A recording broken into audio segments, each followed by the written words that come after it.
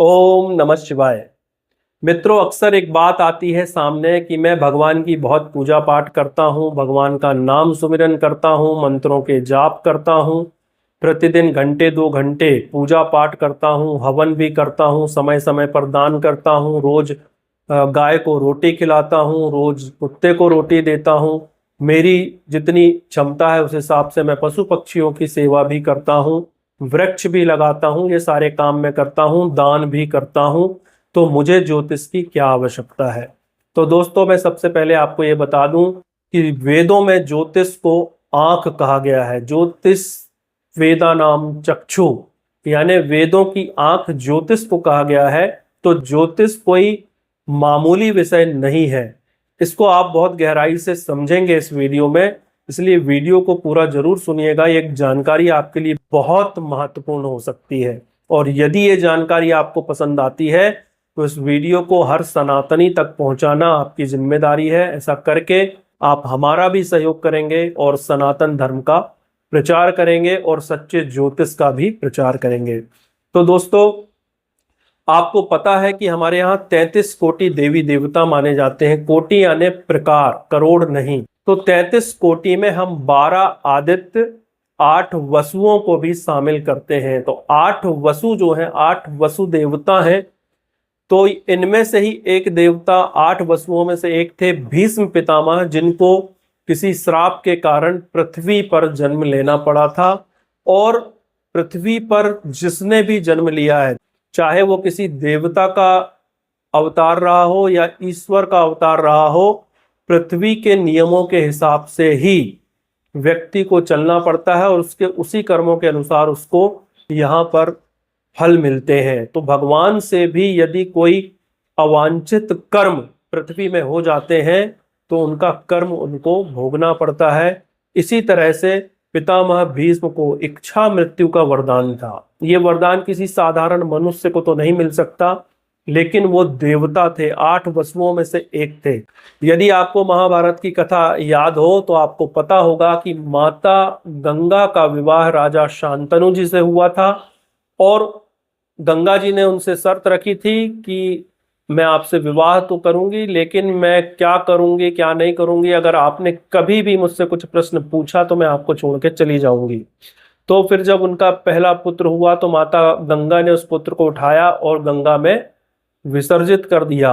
राजा शांतनु ने ये देखा, उनको बहुत दुख हुआ, लेकिन वो वचन दे चुके थे कि माँ गंगा से कोई प्रश्न नहीं करेंगे। इस तरह से दूसरा पुत्र हुआ, उसको भी उन्होंने गंगा में विसर्जित कर दिया।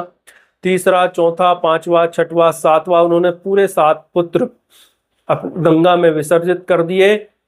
लेकिन 8वें पुत्र को भी जब वो लेके जा रही तो राजा शांतनु जी से ये बर्दाश्त नहीं हुआ और उन्होंने गंगा जी को रोक लिया और उनसे प्रश्न किया कि आप ऐसा क्यों कर रही हैं, आप इतना मतलब अच्छा कर्म नहीं है, ये आप क्यों कर रही हैं, इसका कारण मुझे बताइए। तब उन्होंने उस 8वें बच्चे को राजा शांतनु को दिया और कहा कि आपसे मैंने कहा था कि यदि आपने मुझसे कभी कुछ पूछा या मेरे काम में कोई दखलंदाजी की तो मैं आपको छोड़ के चली जाऊंगी।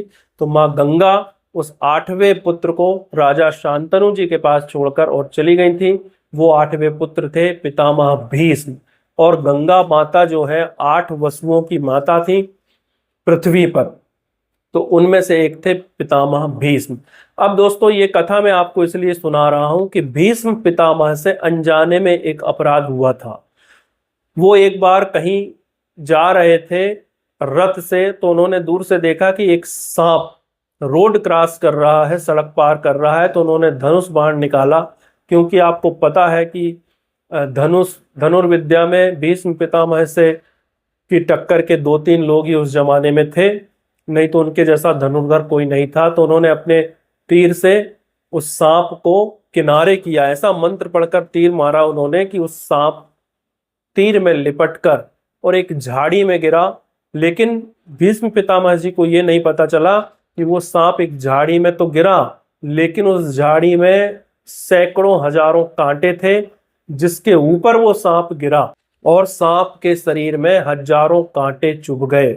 और दोस्तों, शास्त्र कहता है, विद्वान कहते हैं कि पितामह भीष्म की इस भूल के कारण, भूल चूक, जानबूझ के नहीं किया गया, भूल की गई, चूक की गई, इसके कारण पितामह भीष्म को अपने अंतिम समय में हजारों तीर लगे और उन्हीं तीरों की सैया में वो 6 महीने तक पड़े रहे।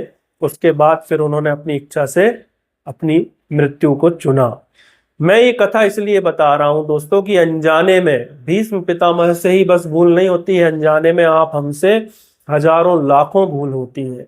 हमारे द्वारा कितने पशु पक्षियों को नुकसान पहुंचाया जाता है, कितने व्यक्तियों को नुकसान पहुंचाया जाता है। हमारे कर्मों के कारण या हमारे शब्दों के कारण या हमारे व्यवहार के कारण कितने लोगों की आह हमें मिलती है। श्राप क्या है? श्राप भी आह है। यदि आप किसी जानवर की आह लेते हैं तो आपको श्राप लग रहा है, आप किसी व्यक्ति की आह ले रहे हैं तो आपको श्राप लग रहा है, यदि आप किसी वृक्ष की आह ले रहे हैं तो भी आपको श्राप लग रहा है। अब ज्योतिष क्या करता है, आपकी जन्म कुंडली में ये बहुत आसानी से और स्पष्टता से पता चल जाता है कि आपकी कुंडली में कौन कौन से दोष आए हुए हैं। आपके पितरों के द्वारा किए गए कर्म पितृ दोष के रूप में आपकी कुंडली में होते हैं। आपके द्वारा माता को सताए जाने का दोष मातृ दोष के नाम से आपकी कुंडली में दिखता है। आपके द्वारा आपके भाई को नुकसान पहुंचाया गया है पिछले जन्मों में, तो भातृ दोष के नाम से आपकी कुंडली में वो दोष दिखता है। इसी तरह से किसी स्त्री को यदि आपने चोट पहुंचाई है, किसी स्त्री की आह ली है, किसी स्त्री का श्राप लिया है, उसको कष्ट पहुंचाया है, तो स्त्री दोष आपकी कुंडली में दिखता है। सेवक का भी दोष दिखता है आपकी कुंडली में। यदि आपने अपने कर्मचारी को परेशान किया है तो वो भी चीज आपकी कुंडली में सेवक दोष के नाम से या सेवक ऋण के नाम से दिखता है। मित्र ऋण के नाम से चीजें आपकी कुंडली में दिखती हैं। इसी तरह से आपने किन वृक्षों का नुकसान किया है वो नक्षत्र के रूप में आपकी कुंडली में पता चलते हैं। आपने किन जीव जंतुओं को नुकसान पहुंचाया है वो नक्षत्र का जब हम अध्ययन करते हैं तो आपकी कुंडली में वो दोष पकड़ में आता है कि आपने फलाने फलाने वृक्षों को नुकसान पहुंचाया, फलाने फलाने जीव जंतुओं को नुकसान पहुंचाया, तो इस तरह और फलाने तरह के व्यक्तियों को नुकसान पहुंचाया, जिसमें कोई दिव्यांग था या कोई सफाई कर्मचारी था या कोई गरीब व्यक्ति था, कोई मजदूर था। तो इस तरह से आपकी जन्म कुंडली सब कुछ बताती है कि आपके पूर्व जन्मों में आपने किन किन चीजों को नुकसान पहुंचाया। यदि आप उन चीजों की सेवा करते हैं, उन लोगों को अपनी कुंडली के अनुसार वो वस्तुएं उन तक पहुंचा देते हैं, तो आपके बहुत सारे कर्मा रिमूव हो जाते हैं। यही ज्योतिष है, बहुत ध्यान से समझिएगा। सनातन ज्योतिष को हमेशा से मानता रहा है और इस विज्ञान को हमेशा मानना पड़ेगा इंसान को।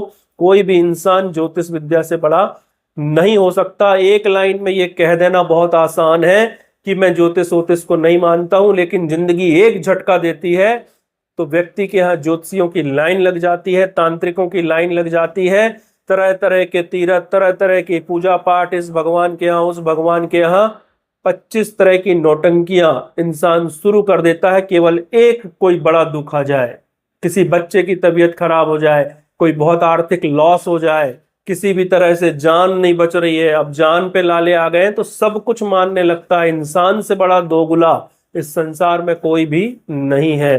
तो इसलिए अपने अहंकार को अपने पास रखिए, सोच समझ के बातों को करें, सोच समझ के चीजों को बोलें।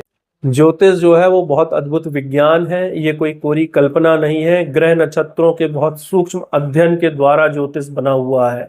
तो दोस्तों, अपने कर्म को रिमूव करने के लिए अपनी कुंडली के अनुसार उपाय करना बहुत ज्यादा जरूरी है, क्योंकि आपकी कुंडली ही बताएगी कि आपको किस पशु को कौन सी चीज देनी है, आपको किस पक्षी को कौन सी चीज देनी है, आपको किस गरीब को कौन सी चीज पहुंचानी है, किस दिन पहुंचानी है, किस मुहूर्त में, किस नक्षत्र में पहुंचानी है, आपको किसी दिव्यांग को कुछ देना है या किसी सफाई कर्मचारी को कुछ देना है, कि आपको छोटी बच्चियों को कुछ देना है, कि आपको नदी के किनारे जाके इस वृक्ष की सेवा करनी है, कि आपको शमशान में जाके फलाने वृक्ष की सेवा करनी है या वहां के जीव जंतुओं को कुछ खिलाना है। ये सब कुछ आपकी व्यक्तिगत कुंडली के आधार पर ही पता चल सकता है। और आपके जीवन की समस्याएं तभी खत्म होंगी जब आपके पिछले जन्मों के कर्मा रिमूव होंगे। और वो रिमूव कैसे हो सकते हैं? वो इसी माध्यम से हो सकते हैं, प्रकृति को दिए बिना, प्रकृति में उपस्थित चीजों को दिए बिना।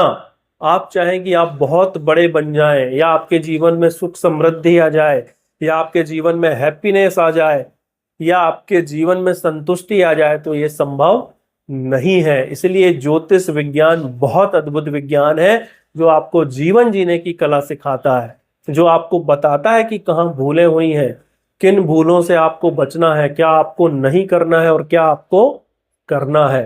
तो ज्योतिष विद्या को साधारण विद्या मत मानिए। इस विज्ञान में इतनी ताकत है कि ये करोड़पति को अरबपति बना सकती है, अरबपति को खरबपति बना सकती है, आपके जीवन की हर एक समस्या को दूर कर सकती है, बशर्ते कि आपको कुंडली का बहुत गहराई से अध्ययन करना आना चाहिए। नक्षत्रों के बारे में आपको पूरी जानकारी होनी चाहिए, ग्रहों के, राशियों के, भावों के बारे में आपको बहुत अच्छी जानकारी होनी चाहिए।